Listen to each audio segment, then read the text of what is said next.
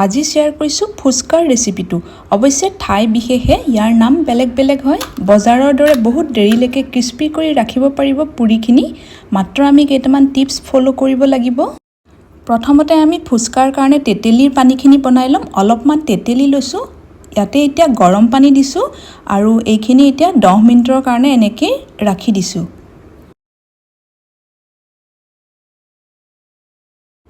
এতিয়া পুৰিখিনিৰ কাৰণে ৰেডি কৰি ল'ম। ইয়াৰ কাৰণে আমাক লাগিব চুজি, ময়দা আৰু আটা।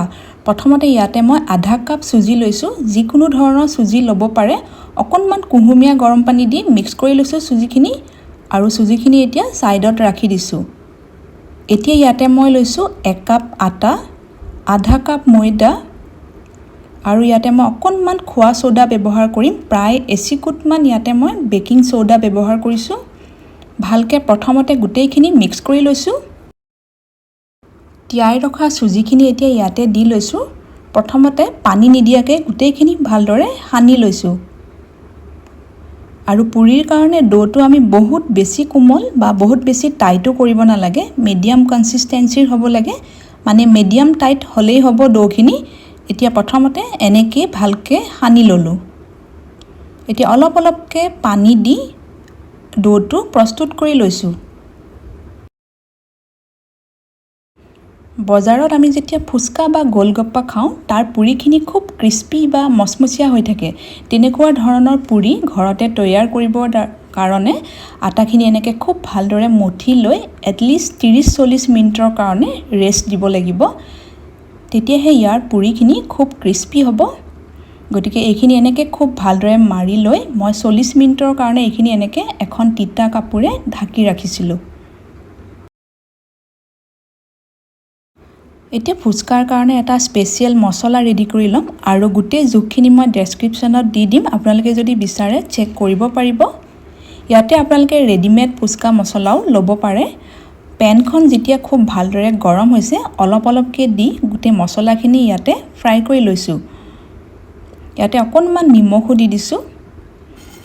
ভালদৰে ঠাণ্ডা হোৱাৰ পিছত মছলাখিনি মই মিক্সিতে পিচি ল'ম আৰু এয়া 3টা জলকীয়া মিহিকৈ এটা পেষ্ট বনাই ল'লোঁ। মছলাখিনিও আমাৰ ৰেডি হৈ গ'ল। এতিয়া তেতেলীৰ পানীখিনি বনাবৰ কাৰণে তেতেলীখিনি প্ৰথমতে এনেকৈ চেকনিখনেৰে চেকি লৈছোঁ। ইয়াত গুটিও আছে আৰু আহখিনিও যাতে নাযায়, গতিকে খুব ভালদৰে ইয়াতে চেকি ল'লোঁ। তেতেলীৰ পানীখিনি খুব পনীয়া হয়, গতিকে ইয়াতে পানী দিলোঁ, জলকীয়াৰ পেষ্ট দিলোঁ, ভাজি লোৱা মছলা দিলোঁ, নিমখ, জলকীয়াৰ গুড়ি, ক'লা নিমখ, অলপমান ইয়াতে নেমু ৰস দিছোঁ, 2 পিচমান নেমু অলপ ডাঙৰকৈ কাটি দিছোঁ আৰু অকণমান ধনিয়াৰ পাত দিলোঁ। গোটেইখিনি ভালকৈ মিক্স কৰিলোঁ। ইয়াতে মই 5 পিচমান বৰফো দি দিছোঁ, তেতিয়া অকণমান ঠাণ্ডা ঠাণ্ডা হৈ থাকিলে খাই ভাল লাগে। আৰু আমাৰ তেতেলীৰ পানী ৰেডি হৈ গ'ল।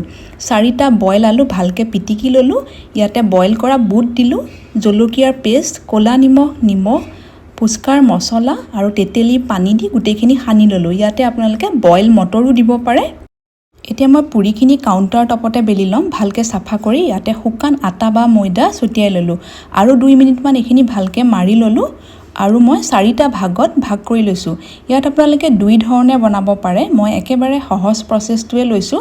ডাঙৰকৈ মই এনেকৈ লাড়ু কৰি অলপ এনেকৈ পাতলকৈ বেলি লৈছোঁ। বহুত পাতলো হ'ব নালাগে আৰু বহুত বেছি ডাঠো কৰিব নালাগে। যদি বহুত বেছি পাতল হয় তেতিয়া তেলত দিয়াৰ লগে লগে ফাটি যাব আৰু যদি বহুত বেছি ডাঠ হয় তেতিয়া ফুচকাৰ কাৰণে পুৰিখিনি ভালকৈ নুফুলিব। এতিয়া মই এনেকৈ কুকি কাটাৰ এটাৰে, মিডিয়াম চাইজৰ কুকি কাটাৰে এনেকৈ কাটি লৈছোঁ। সৰু সৰু বাতি বা ষ্টীলৰ গিলাচো ল'ব পাৰে। আৰু এয়া মোৰ প্ৰথমখিনি পুৰি ৰেডি হৈ গ'ল। কেইটামান পুৰি মই এনেকৈ বনাইছোঁ, একেবাৰে সৰু সৰুকৈ কাটি লৈ এনেকৈ বেলি লৈছোঁ। এনেকৈ কৰোঁতে অকণমান সময়টো বেছি লাগে আৰু চাইজবোৰো খেলি মেলি হোৱাৰ চান্স থাকে। পুৰিখিনি বেলি লোৱাৰ পিছত এইখিনি লগে লগে ফ্ৰাই কৰিব নালাগে, এটলিষ্ট 30-40 মিনিটৰ কাৰণে তেনেকৈয়ে ৰাখি দিব লাগে। তেতিয়াহে ফুচকাৰ কাৰণে যিখিনি আমি এয়া পুৰি ৰেডি কৰিছোঁ সেইখিনি বহুত দেৰিলৈকে ক্ৰিস্পি হৈ থাকে। তেলখিনি খুব ভালদৰে গৰম কৰি ল'লোঁ। এতিয়া গেছৰ ফ্লেমটো মিডিয়ামত ৰাখি প্ৰথমতে এটা পুৰি এনেকৈ ফ্ৰাই কৰি চালোঁ, তেতিয়া তেলৰ টেম্পাৰেচাৰটো ধৰিব পাৰে। এতিয়া অলপ অলপকৈ দি পুৰিখিনি ফ্ৰাই কৰি লৈছোঁ আৰু দিয়াৰ লগে লগে অকণমান হেঁচি দিলেই পুৰিখিনি ফুলি আহে। মাজে মাজে 2-এটা ফুচকাৰ ফ্ৰাই কৰোঁতে নুফুলিবও পাৰে, একো নাই। এয়া মোৰ প্ৰথমখিনি ফ্ৰাই হৈ গ'ল। সেইখিনি মই হাতেৰে বেলিছিলোঁ, গতিকে অকণমান চাইজটো ডাঙৰ দেখিছে। আৰু এইখিনি মই কুকি কাটাৰে কাটিছিলোঁ। একেদৰেই মই গোটেই পুৰিখিনি ফ্ৰাই কৰি লৈছোঁ। পুৰিখিনি বহুত দেৰিলৈকে মচমচীয়া হৈ থাকিবৰ কাৰণে ফ্ৰাই কৰাৰ পাছত লগে লগে সেইখিনি নাখাব। এটলিষ্ট এঘণ্টাৰ কাৰণে এইখিনি এয়াৰ টাইট কণ্টেইনাৰ এটাত ভৰাই ৰাখিব পাৰে। মই অৱশ্যে এইখিনি ডাঙৰ কাঁহী এখনতে মেলি ৰাখিছিলোঁ। এতিয়া মই এঘণ্টাৰ পিছত এয়া চাওক ভাঙিছোঁ, খুব মচমচীয়া হৈ আছে এতিয়াও। আগতে যদি এইকেইটা টিপ ব্যৱহাৰ কৰি আপোনালোকে বনোৱা নাই, এবাৰ ট্ৰাই কৰি চাব। আৰু ফুচকাৰ ৰেচিপিটো চোৱাৰ কাৰণে আপোনালোকক বহুত বহুত ধন্যবাদ জনাইছোঁ। ৰেচিপিটো যদি চাই ভাল পাইছে লাইক কৰিব আৰু পাৰিলে ভিডিঅ'টো শ্বেয়াৰো কৰিব পাৰিব।